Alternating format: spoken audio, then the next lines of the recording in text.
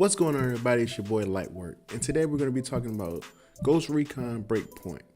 Now, I've been hearing a lot of people say that this is just Wildlands 2.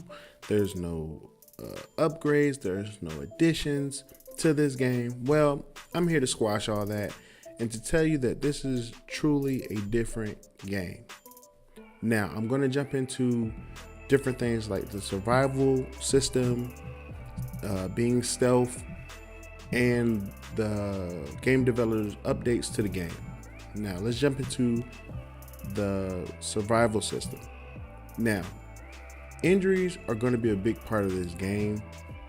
When you get hit, you have to truly adapt to the injury, such as you will run slower if you're injured. You will have a limp or a hobble through this gameplay. So if you get hit, boom, you will start to limp or hobble throughout the game. Now, the combat part of it is you will have to adapt to that as well. So if you're hurt, you may have to get into a prone position to shoot, or it may take you a longer time to shoot. I like that part of the game because it gives you a real feel. And a lot of people will be like, oh, well, I'm dying a lot because of blah, blah, blah, blah, blah.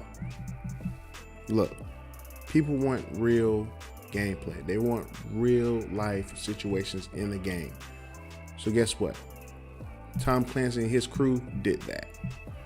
Another thing, terrain and stamina. Understand that the terrain will slow you down. It will be harder on your character, going up hills, going through water, going through snow.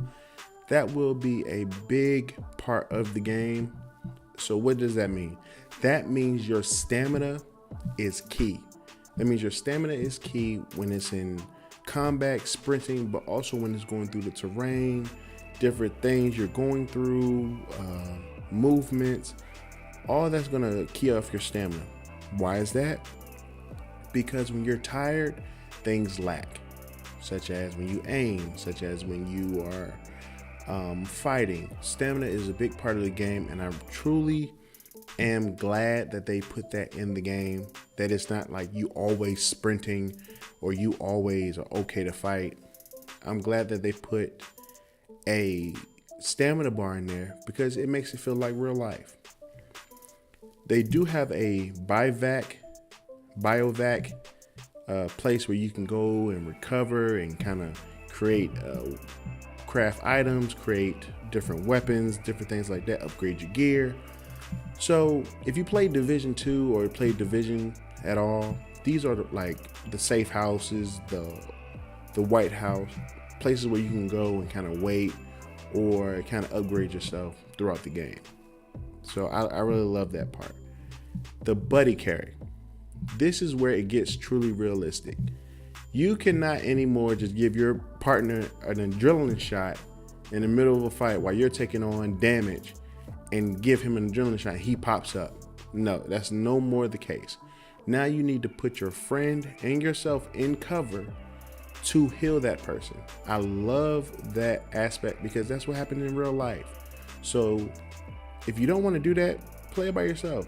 But if you do, having friends in the gameplay will become very important because now you have the type of help to continue the game, to more like beat the game, and to beat the wolves. Now let's talk about being stealth and the different things that's a part of being stealth in the game. Now, prone blending. Now this is just camouflage, but they want you to understand that your visibility is key. When you are in camouflage or blending in with your environment, different things like that, so you can hide, so you can create ambushes, you can not be detected by the wolves if you're outnumbered. Those different things make the gameplay authentic, makes it real. Why?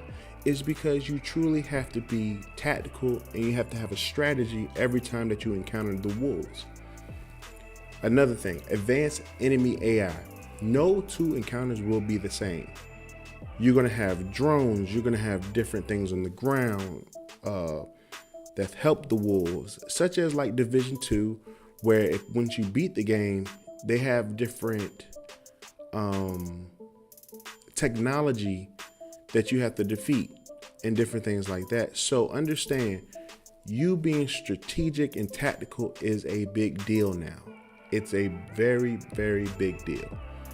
And adapting to cover, you can hide behind trees, you can hide in the grass, you can hide in these different things so that the wolves will not detect you. And another thing, here's something that a lot of people will take for granted: leaning around to aim at your enemy, leaning around corners, leaning around trees, leaning to shoot is a real thing in policing, military, different things like that, because you're not always shooting dead on something. You have to aim. Now you have to lean so that you're still in cover, but your weapon is on the enemy and you're trying to get a shot off. That's very key to this game, and I really love that. Another question that has been asked and people are worried about: you will be able to customize your own ghost and play the game solo, so you don't have to be 4 people in the gameplay. Now you will be just your ghost, and you can go about it solo, or you can have co-op. I really love that, but I mean, I know people had a lot of questions about that because they saw in the gameplay everybody, like, you kind of switching every character, but the gameplay was showing you what every character was doing in that scene.